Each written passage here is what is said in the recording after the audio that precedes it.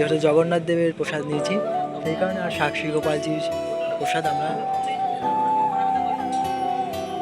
সুদূর বৃন্দাবন থেকে ভগবান 100 দিন পায়ে হেঁটে এলেন ভক্তের সাক্ষী হিসেবে এবং ভক্তের বিবাহ সম্পন্ন করলেন। আজ আমরা দর্শন করব পুরীধামে সেই অপ্রাকৃত সাক্ষী গোপালজিকে। বলা হয় পুরীতে জগন্নাথ দেবের দর্শনের পর ওনার দর্শন অবশ্যই করতে হয়। তো পুরীধাম থেকে যাচ্ছি সাক্ষী গোপাল দর্শন করতে। পুরী পারাদ্বীপ এক্সপ্রেস 6:15 এটা ছাড়বে, ঠিক আছে? তো আমরা এই এক্সপ্রেস ট্রেনে যাব, সাক্ষী গোপাল স্টেশনে আমরা নামবো এবং সেখান থেকে আমরা পায়ে হেঁটে মন্দিরে পৌঁছে যাব, কারণ সেখান থেকে 2 থেকে 3 কিলোমিটার পরে মন্দির। জয় সাক্ষী গোপাল কি জয়, শ্রীক্ষেত্র পুরী ধাম কি জয়, সাক্ষী গোপালজি কি জয়। আজকের ভিডিওতে আমরা আপনাদের দর্শন করাবো পুরী থেকে আমরা কিভাবে ট্রেনে করে গেলাম সাক্ষী গোপাল মন্দিরে। আপনারাও যদি পুরীধামে আসেন অবশ্যই এভাবে ট্রেনে করে আপনারা অতি সহজেই পৌঁছে যাবেন সাক্ষী গোপালে। তাই ভিডিওটি শুরু থেকে শেষ পর্যন্ত দর্শন করুন। পুরীধাম থেকে সাক্ষী গোপাল মন্দিরের দূরত্ব মাত্র 21 কিলোমিটার। আর এখানে 2 ঘন্টা অন্তর অন্তর ট্রেন ছাড়ে। ফার্স্ট ট্রেন সকাল 6:15 সময়, আমরা সেই ট্রেনে করে গিয়েছিলাম সাক্ষী গোপাল মন্দির দর্শন করতে। আপনারা এই মন্দির দর্শন করে বিকালের মধ্যে আপনারা পুরীধামে ফিরে আসতে পারেন, বা আপনারা পুরীধামে এসে আপনাদের নিজের গন্তব্যস্থলে বা বাড়িতে ফিরে যেতে পারেন। সাক্ষী গোপালে ট্রেনের টিকিটের মূল্য মাত্র 35 টাকা। আপনারা সাক্ষী গোপাল স্টেশনে নেমে সেখান থেকে পায়ে হেঁটেও যেতে পারেন, অথবা 10 টাকা বা 20 টাকা টোটো ভাড়া করেও আপনারা মন্দির পর্যন্ত পৌঁছাতে পারেন। আমরা প্রথমবার যাচ্ছিলাম সাক্ষী গোপাল মন্দিরে, তাই আমরাও পায়ে হেঁটে গিয়েছিলাম যাতে সাক্ষী গোপাল এই গ্রামটি আমরা দর্শন করতে পারি, এখানকার ভক্তদের দর্শন করতে পারি। ওনাদের সঙ্গে কথাবার্তা বলতে বলতে আমরা পৌঁছে গিয়েছিলাম সাক্ষী গোপাল মন্দিরে। ধামে গেলে অবশ্যই পায়ে হেঁটে সম্পূর্ণ ধাম দর্শন করা উচিত। ধামবাসীদের সঙ্গে কথা বলা উচিত, তাদের সঙ্গ করা উচিত। তাহলে আমরা পথ বলে দিচ্ছি। এই যে সোজা চলে যাচ্ছে পথ, যে সিগন্যালে লাল সিগন্যাল দর্শন করছেন, এই সিগন্যালের রাস্তা সোজা চলে গেছে বাদিকে। তো সেই রাস্তা ধরে 10 মিনিট হাঁটলেই বা 15 মিনিট হাঁটলেই আমরা মন্দিরে পৌঁছে যাব। এই হচ্ছে সোজা পথ। চন্দনযাত্রার সময় পরিধামের বিভিন্ন স্থানেই ভগবানকে বিশেষ করে নৌকা বিহারের আয়োজন করা হয় ভগবানের সন্তুষ্টি বিধানের জন্য। তো সাক্ষী গোপাল মন্দিরের পথেই আমরা এই পুকুরটা দেখলাম এবং এখানে দেখুন বোট রয়েছে। ভগবানকে এই স্থানেও নৌকা বিহার করানো হয়। এই হচ্ছে সাক্ষী গোপাল যাওয়ার রাস্তা। এখান থেকে আর একটু হয়তো যেতে হবে মন্দিরে। ভক্ত দেখুন, ভগবান এই স্থানে আগামীকালকেই তিনি নৌকা বিলাস করেছেন, বিহার করেছেন। তো আপনারা প্রণাম করুন, আমরাও প্রণাম করি, হরি বল। এবং আমরা এখানে এলাম, ভগবান এখানে বসেন, বিশ্রাম নেন এবং দুটো নৌকায় ভগবানকে এই সরোবরে, পবিত্র সরোবরে বিলাস করানো হয়। তো আমরা আচমন করছি, জল নিচ্ছি, আপনারা একটু মানুষের আচমন করে নিন, হরি বল। সুন্দর, জয় জগন্নাথ। মন্দিরে যাওয়ার আগেই দেখুন আমরা এখানে ম্যাও বিড়াল দেখলাম, কে তার গলায় একটা লকেট বেঁধে রেখেছে। আমাদের যেরকম কণ্ঠি রয়েছে এরও যে মালিক আছে এর গায়ে বেঁধে রেখে দিয়েছে কণ্ঠি। চলো ভাই, দেখো সবাই ওই দেখো, দেখেছো কিভাবে আসছে। চলুন তো আমরা এগিয়ে যাই, ভগবানকে দর্শন করে আসি। জয় হো সাক্ষী গোপাল প্রভু কি। সকল ভক্তদের জীবনে সাক্ষী গোপালজির কাহিনী একটি আলাদাই মাহাত্ম্য রাখে। তো আসুন আমরা ভগবান সাক্ষী গোপালজির এই অপ্রাকৃত লীলাকথা শ্রবণ করি। অনেক বছর আগে দক্ষিণ ভারতের বিদ্যানগর অঞ্চলে 2 জন ব্রাহ্মণ বাস করতেন। একজন ছিলেন বয়স্ক, ধনী এবং উচ্চ বংশীয়, আরেকজন ছিলেন দরিদ্র কিন্তু অত্যন্ত সৎ, বিনয়ী এবং ভগবত ভক্ত। তার বয়স ছিল খুব কম। একসময় তারা একসঙ্গে ভারতবর্ষের বিভিন্ন তীর্থ ভ্রমণ করতে বেরিয়েছিলেন। কাশী, গয়া, প্রয়াগ, মথুরা দর্শন করতে করতে অবশেষে তারা এসে পৌঁছালেন শ্রীধাম বৃন্দাবনে। দীর্ঘ যাত্রাপথে বৃদ্ধ ব্রাহ্মণ তখন অসুস্থ হয়ে পড়লেন। তখন তরুণ ব্রাহ্মণ পুত্রের মতো তার সেবা করতে থাকেন। খাবার দেওয়া, বিশ্রামের ব্যবস্থা করা, পথ দেখানো সবকিছুই তিনি নিষ্ঠার সঙ্গে করতেন। তার এই নিঃস্বার্থ সেবায় বৃদ্ধ ব্রাহ্মণ অত্যন্ত সন্তুষ্ট হন। তাই একদিন বৃন্দাবনে গোপালজির সামনে দাঁড়িয়ে বৃদ্ধ ব্রাহ্মণ বললেন, তুমি আমার এত সেবা করেছো যে আমি কৃতজ্ঞ। আমি আমার কন্যার বিবাহ তোমার সঙ্গে দিতে চাই। তখন তরুণ ব্রাহ্মণ অবাক হয়ে গেলেন। তিনি বললেন, আপনি উচ্চ বংশীয় আর আমি খুব দরিদ্র এবং আমার সেরকম টাকা অর্থ নেই, কিন্তু আপনাদের অনেক টাকা রয়েছে এবং আপনাদের পরিবারের যারা রয়েছে তারাও আমাদের এই বিবাহ মানবেন না। আর আমি কেবল আপনার এবং ভগবানের সন্তুষ্টি বিধানের জন্য সেবা করেছি। ভগবান বলেন যে ব্রাহ্মণদের সেবা করলে ভগবান অত্যন্ত প্রসন্ন হন, তাই আমি আপনাকে এইভাবে সেবা করেছি। আমার কোনো কিছু প্রয়োজন নেই।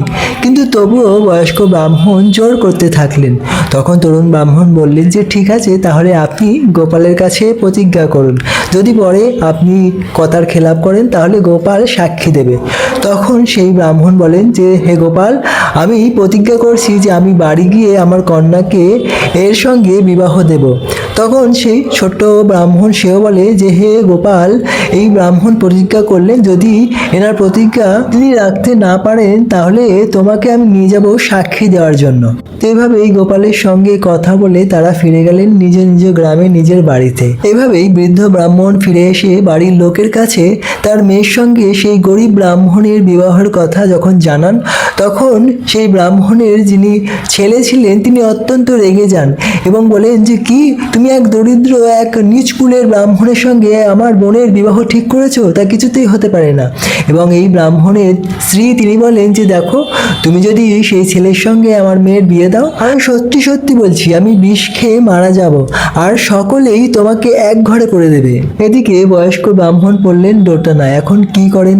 তখন কিছুদিন পর সেই ছোট্ট ব্রাহ্মণ এলেন সেই গ্রামে এবং তখন তিনি ভাবতে লাগলেন যে কি হলো, এই বড় ব্রাহ্মণ যে কথা দিয়েছিলেন তিনি এখন কি কথার খেলাপ করবেন? তাই ব্রাহ্মণের কাছে যখন তিনি গেলেন তখন এই ব্রাহ্মণের ছেলে তিনি দৌড়ে এলেন এবং এই ব্রাহ্মণকে দেখে তিনি রেগে গেলেন এবং বললেন যে কি, তুমি এক ছোট ব্রাহ্মণ, তুমি ব্রাহ্মণ হয়ে চাঁদ ধরতে চাও? দাঁড়াও, এক্ষুনি দাঁড়াও। তখন ঘর থেকে লাঠি এনে তাকে তাড়া করলেন। তখন এই ছোট্ট ব্রাহ্মণ তিনি ভাবলেন যে না, এই ব্রাহ্মণ কথা দিয়েছেন গোপালের সঙ্গে, ইনি যদি কথার খেলাপ করেন তাহলে এনার ধর্ম নাশ হবে। আমি তো কিছুই চাইনি, কিন্তু এনার কথা অনুযায়ী এনাকে এনার কথা অবশ্যই রাখা উচিত।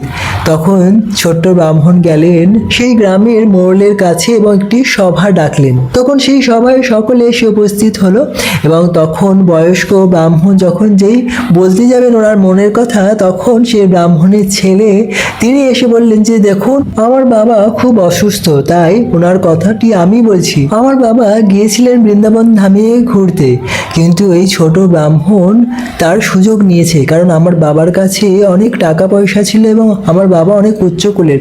তাই এই ছোট ব্রাহ্মণ কি করেছে না, ধুতরা ফল খাইয়ে দিয়েছে এবং তখন আমার বাবার মাথা খারাপ হয়ে গিয়েছিল। তাই কি না জানতে কি বলেছে। আর দেখুন, এই ছোট ব্রাহ্মণের কোনো টাকা নেই, পয়সা নেই এবং নিচু কুলের, আর আমাদের কত উঁচু পরিবার, তাই কখনোই এই বিবাহ হতে পারে না। এই ছোট্ট ব্রাহ্মণ সব সাজিয়ে সাজিয়ে বলছে আমাদের ধন সম্পত্তির লোভে। তখন সকলেই ভাবলো যে এই ছোট্ট ব্রাহ্মণ নিশ্চয়ই টাকার লোভে এরকম সমস্ত কথা সাজিয়ে গুছিয়ে বলছে।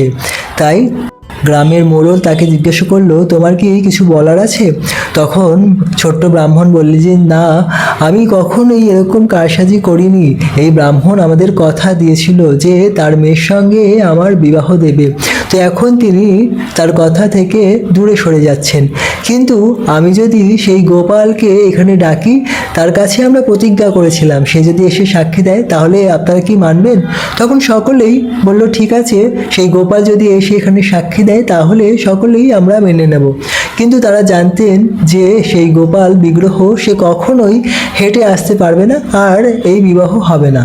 কিন্তু ছোট ব্রাহ্মণের ছিল গোপালের প্রতি অটুট বিশ্বাস। তিনি জানতেন গোপাল নিশ্চয়ই কোনো ব্যবস্থা করবেন।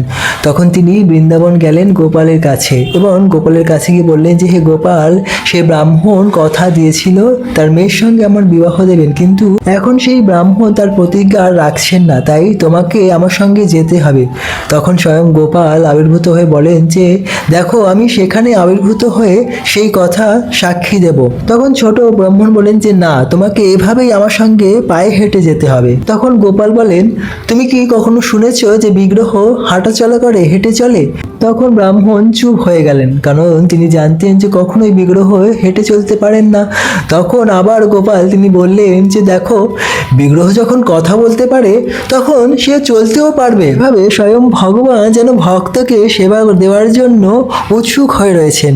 এভাবে তখন তিনি বললেন যে ঠিক আছে, আমি তোমার সঙ্গে হেঁটে হেঁটে তোমার সঙ্গে যাব, কিন্তু আমাকে প্রতিদিন তোমাকে 1 সের অন্নের ভোগ লাগাতে হবে, আর কখনোই তুমি পিছন ফিরে তাকাবে না আমি যখন তোমার পিছন পিছন যাব। তখন ছোট্ট ব্রাহ্মণ বললেন, তাহলে আমি কি করে বুঝবো তুমি আমার পিছন পিছন আসছো?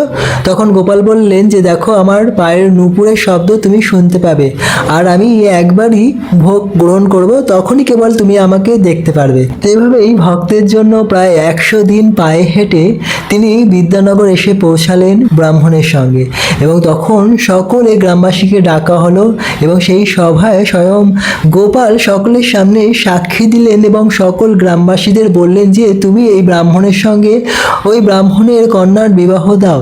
তখন সেই বিবাহ সম্পন্ন হলো, এবং তখন সেখানকার যিনি রাজা ছিলেন সেখানে এক খুব বিরাট মন্দির স্থাপন করলেন, এবং গোপালের সেবা সেখানেই শুরু হলো। তো এভাবেই ভগবানের নাম হলো সাক্ষী গোপাল। ভগবান অত্যন্ত ভক্ত বৎসল, যে ভক্ত মন প্রাণ দিয়ে ভগবানকে ভালোবাসেন ভগবান তারই হয়ে যান।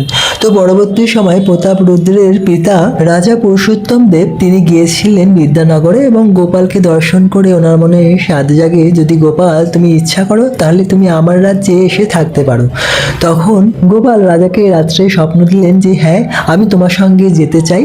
তো এভাবে গোপাল তখন রাজার সঙ্গে এই পুরীর কটকে এসে অবস্থান করছিলেন, সেখানে সেবা চলছিল। তখন রানীমা গোপালের অপূর্ব রূপ দর্শন করে ওনার মনে ইচ্ছে জাগলো, যদি গোপালের নাকে ছিদ্র থাকতো তাহলে আমি গোপালকে একটা গজনথ পরাতাম। তখন রাত্রে স্বপ্নে গোপাল বললেন যে আমি যখন ছোট ছিলাম তখন যশোদা মা আমার নাকে নথ পরিয়েছিলেন, সেখানে এখনো ছিদ্র রয়েছে, তাই তুমি আমাকে নথ পরাতে পারো। তো পরবর্তী সময় রানীমা গোপালকে সেই নথ পরিয়েছিলেন। একসময় এই গোপাল জগন্নাথ মন্দিরের ঠিক সামনেই তিনি অবস্থান করতেন, কিন্তু একটি সমস্যা হয়ে গিয়েছিল। যখনই জগন্নাথ দেবের জন্য কোনো মিষ্টান্ন ভোগ নিয়ে যাওয়া হতো তখন এই গোপাল সেই সমস্ত মিষ্টান্ন ভোগ আগেই গ্রহণ করে নিতেন, তাই জগন্নাথ দেব সেই মিষ্টান্ন ভোগ আর পেতেনই না। সেই কারণে জগন্নাথ দেব স্বয়ং আদেশ দিলেন যে এই গোপালকে আমার থেকে যেন দূরে রাখা হয়। তাই গোপালকে এখন আমরা দেখতে পাই সাক্ষী গোপাল এই স্থানে এখন স্থান দেওয়া হয়েছে, এখানে মন্দির স্থাপন করে এখন গোপালের সেবা এই স্থানেই সম্পন্ন হয়। তো প্রিয় ভক্ত, এই ছিল সাক্ষী গোপাল গোপালজির অপ্রাকৃত লীলার কথা, যা শ্রবণ করলে যেন মনে হয় আরো শ্রবণ করতেই থাকি। তাই পরবর্তী সময়ে আমরা আরো জগন্নাথ দেবের এবং সাক্ষী গোপালজি লীলা কথা আপনাদের বলবো, তাই আপনারা সকলেই আমাদের সঙ্গে থাকুন। এই ভিডিওটি যদি আপনাদের ভালো লাগে তাহলে অবশ্যই লাইক, কমেন্ট এবং সকল ভক্তদের সঙ্গে, আপনজনের সঙ্গে শেয়ার করুন। ধন্যবাদ আপনাদের সকলকে আমাদের সঙ্গে থাকার জন্য। সবাই সুস্থ থাকবেন, ভালো থাকবেন। হরে কৃষ্ণ কৃষ্ণ কৃষ্ণ হরে হরে, হরে রাম রাম রাম হরে হরে। জয় জগন্নাথ, রাধে রাধে। জগন্নাথ চকানে